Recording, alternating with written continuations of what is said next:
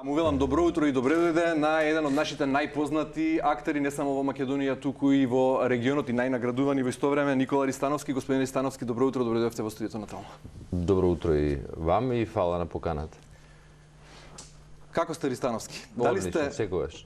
Дали сте задоволен од животот, од постигнатото? Дали живеете квалитетен, исполнет живот, задоволен самиот од себе? Многу е комплексно тоа прашање. Во секој случај, со оглед на контекстите во кои што живееме генерално, не само последните 1, 2, 3, 5, последните многу години, се трудам да таа автономија на некои критериуми кои што мислам дека се важни да ја задоволува. И во таа смисла да, секако немам тука, не би додал ништо, нити чувствувам дека лично просто живеам оној живот кој што е возможен на сите оние кои што живеат во оваа земја. Дури нешто да речеме, сакал да кажам дека е невозможно, независно од тоа да некако го перцепираш сопствениот живот. Ние сме сите во истиот круг, но ако треба краток одговор, да. Задоволен сте? Па, бесмислено е човек да биде незадоволен. По толку главни и впечатливи улоги и насловни представи во театарот и во сериите и во филмот, има ли нешто што ете така на професионален план ви не достига, што го сметате за неостварено? Еве, овој пат краток одговор ти велам, не. Не би имал. Не чувствувам дека нешто ми е неостварено, нити некогаш сум правил планови што е тоа што евентуално ме недостасува. Просто тоа не значи дека стихино оставам работи да ми се случуваат, меѓутоа оставам некои нешта да се случуваат на некој природен начин. Немам никакви концепти нити амбиции кои што се стремам да ги си ги донесе животот. Така да немам ни планови, кои ти кажат кои се вашите планови. Немам такви, никогаш сум немал. Со години живеете на релација Скопје-Белград, дали е се уште така? Во главном да, иако во овие последни 2 години сум многу често тука. Со оглед на целата ситуација, така да знаете, во кризи човек е дома. Така да, тука сум, меѓутоа таа релација постои, јас сум, се разбира, долгогодишен член на Македонскиот народен театар овде и тоа ми е базична обврска и тоа го чувствувам како нешто што ми е најважно, некаква гравитација, се друго е по потреба и по врските што ги имам во различни театри, да речеме во регионов. Меѓутоа тоа што сте докажани на српската сцена и пошироко на бившите југословенски простори и тоа што Народното позориште го чувствувате како дома, ви дава еден вид на привилегија да бидете дома, но и да избегате од тука привремено, за да ја видите и доживеете Македонија од страна, да погледнете од дистанца. Кој би можел, да. Па нели така е? Таа привилегија имате. Не, тоа е исто како Одисеј, кога оди во Троја, па се враќа 10 години дома. Никогаш не ја вади својата родна Итака од својата глава. И тоа е невозможно. Ова е Македонија мојата база и у суштина кај да сум, тоа е гравитационно поле кое што никогаш не можеш да направиш доволно дистанца. Тоа е една, се разбира, ирационална категорија и ја не се борам против неа, значи напротив. А кога подолг период ќе останете надвор во Белград, како изгледа Македонија погледнато од надвор денес? Од Белград нема доволно далечина. Нема доволно далечина за да заклучиме како изгледа. Веројатно другаче би изгледало од некои прекуокеански земји. Меѓутоа, во суштина, немам ја тој тип на дистанца да можем нити да ги пролепшувам работите, ниту да ги нагрдувам. Така да, имам чувство дека не сум тргнат никаде. Тука сум јас. Роден сте во Острава Чешка, па преку Тетово за кое ве врзуваат спомените од најраното детство, преку Скопје, Белград, каде се чувствувате најмногу дома? Зошто во Скопје, велите, тука гравитацијата е најсилна? Па затоа што местото каде што стално се води таа полемика кај си роден, кај си поминал клучни делови од своето детство. За сите места врзуваат одредени спомени, одредени перцепции и така натаму. Јас сум дома во Скопје, ако не сум роден овде. Те тоа го чувствувам како близо град, затоа што клучни години се поминати таму. Чешка ми е родно место и тоа си е така. Сето останато е втор ешалон околу овие 3 места, така да. Сепак имате во неколку наврати кажано дека Народното позориште се чувствувате исто Да, многу јас сум домаќината. практично, јас сум член и на Народно позориште. Каде сте повеќе дома, во МНТ или во Народно позориште? Кој е ваш матичен театар повеќе? Мој матичен театар е Македонскиот народен театар и тоа не може да се промени. Тоа е нешто, тоа е место кое што прво голема километража, второ непрекинат репертуар веќе, еве, страв ми е да кажам колку години, и тоа е место каде што се уште се чувствувам должен одредени работи да завршам. Така да нема никакви дилеми, тоа е непроменлива категорија. Не давате многу интервјуа и тоа му дава уште по-специфична тежина на ова ваше гостување утро во Телма и ви благодарам за таа шанса. Зошто актер со таков бекграунд и од таков калибар како вас би немал потреба почесто да се произнесува и да пренесе порака на идните генерации? Доколку не ги пренесувам преку сцената, онда не заслужувам да бидам ни бака пред камери. Многу е прозаично. Прво, никогаш не сум размислувал за мојот калибар, и тоа мислам дека е здраво. А второ, многу малку време има и за оваа работа што ја работам. Јас сум од оние што мислат дека човек може добро да работи само една работа. Тоа е конзервативен пристап кон нештата, ама така мислам јас. И нема концепт, нити, мислам, ја радо разговарам со луѓе, радо им одговарам на прашање, немам некој став околу тоа или напротив. Еден ден кој ќе тргнам во интервјуа, ела да ми извади некој. Така да, се уште работам доста и многу малку време останува, тоа е целата работа. Во едно од вашите последни пред неколку години за српските медиуми беше изваден таков наслов дека денес е предизвик да се игра нормален човек. По една представа Животот е убав, мислам. Не. Беше зошто е предизвик да се игра нормален човек? Па, тешко ви е да се справите и до вас како уметник допира ова глобално лудило?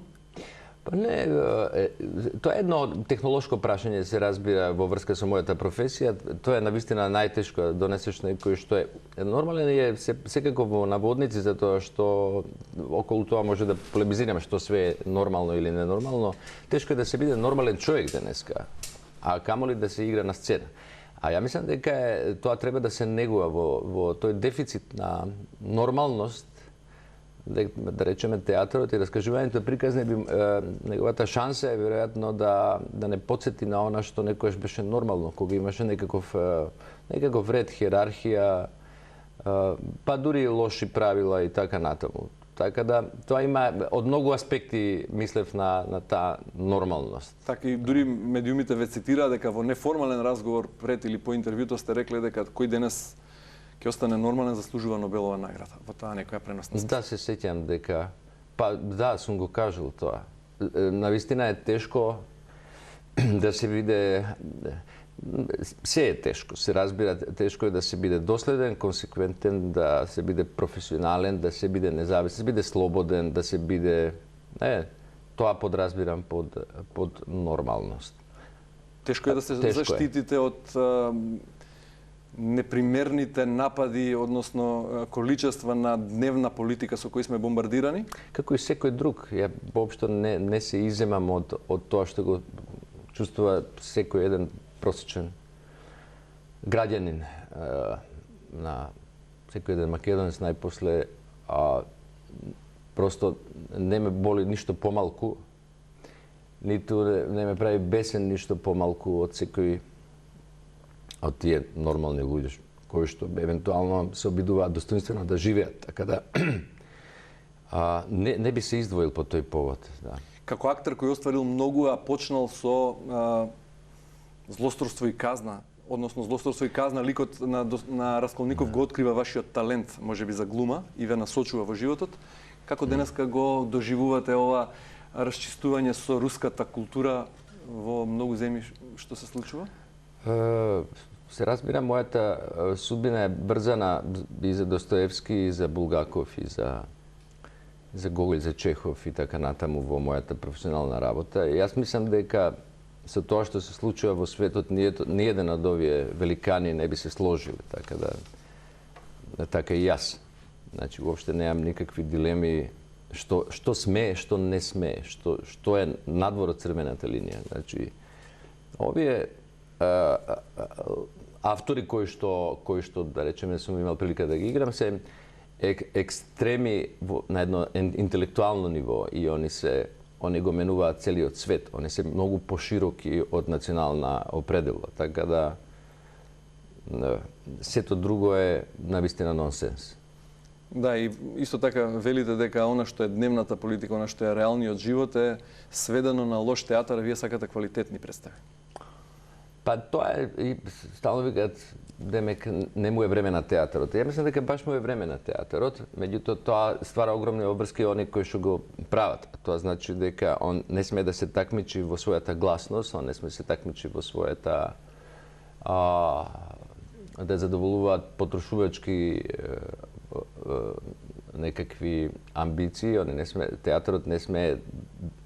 Он има шанса да биде, тоа стално, и тоа веројатно сте го прочитале, дека мислам дека театарот е еден вид на Ноева барка, каде што можеме да сочуваме некои работи кои што ми се чини дека се доста важни, а сега се занемарени сега. Секое време занемарува одредени вредности и во секое време постоел театар, дури значи во најтешкото време на фашизмот во Германија има процут на театар, токму заради таа оаза на некои нешта, на некаква независност, слобода, естетски, морални категории. Така да, а можда и само у тоа верувам, па и понатаму си ја работам работата. Да. Така.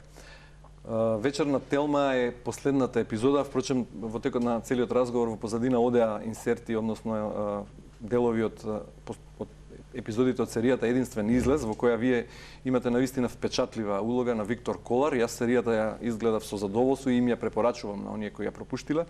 Дали ја изгледавте вие или не сакате да гледате серии во кои играте и вие? Прво фала ви што ја пуштивте серијата, затоа што дојде време и јас да ја одгледам, пошто не се разбира, бидејќи ретко го правам повторно не од концепт, него затоа што во тој термин обично играм представи кога се последните 2 години фала Богу имав па и понекоја серија среќа да изгледам, се разбира не своја,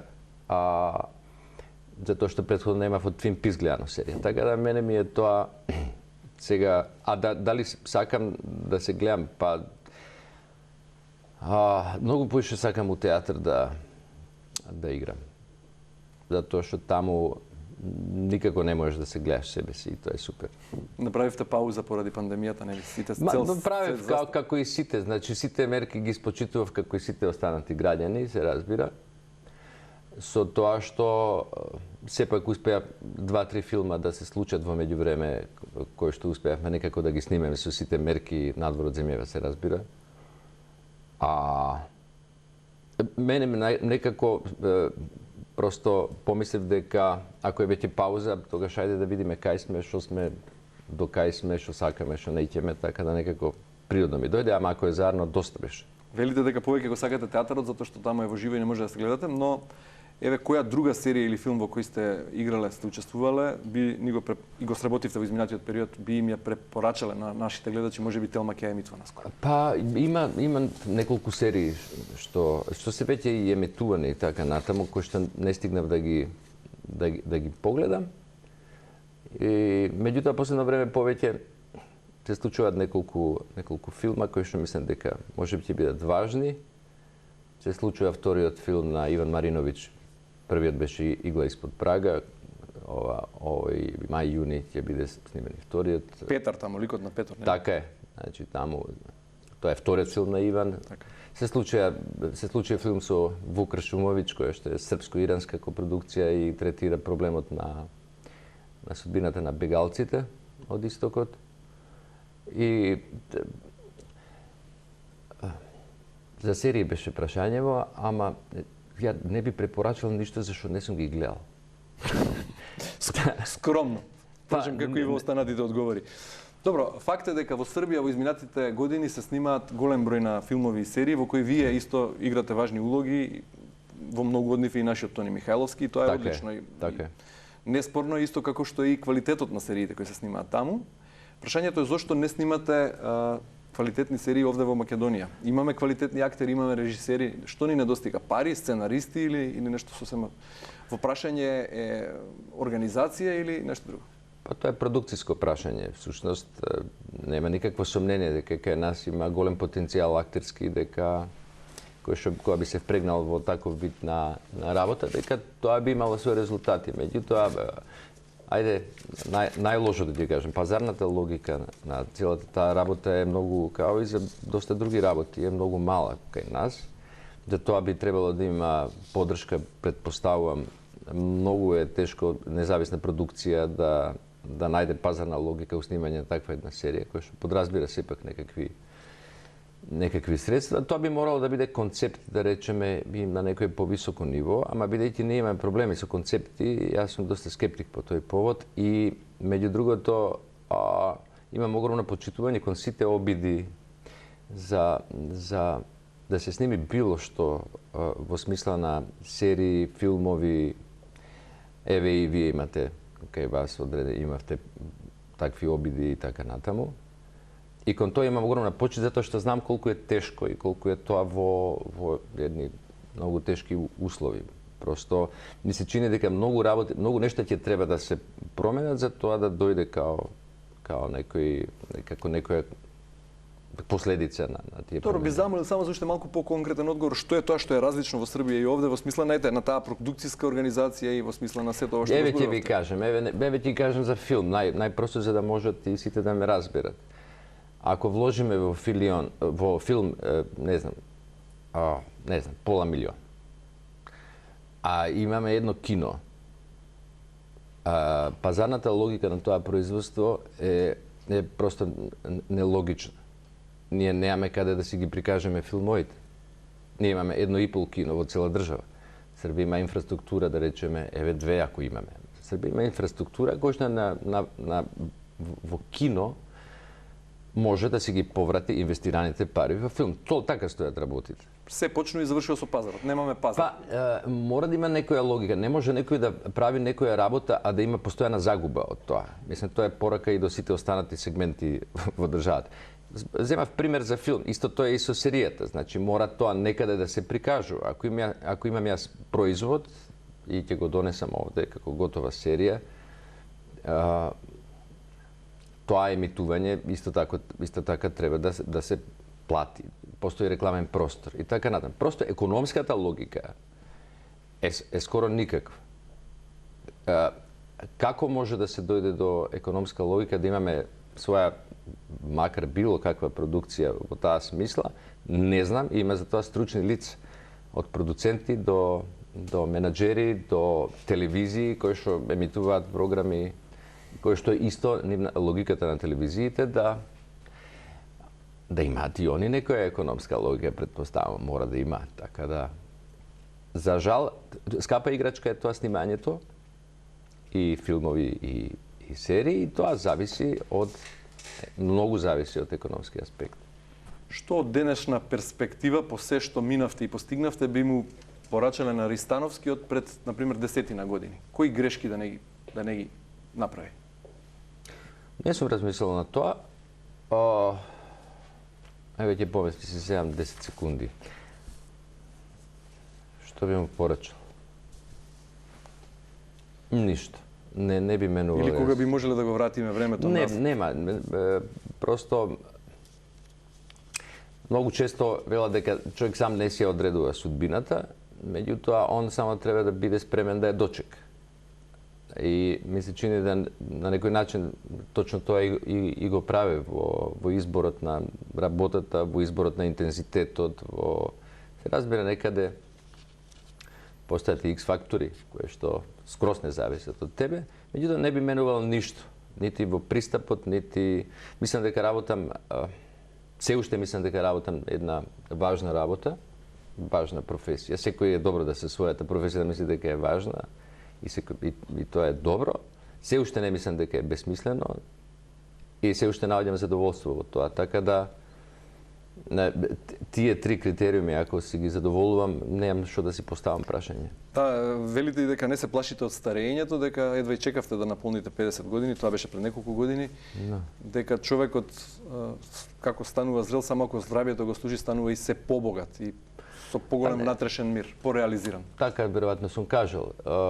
Така се чувствувате и сега? Јас се чувствам дека не многу размислувам, сум се фатил дека не многу размислувам за таа работа.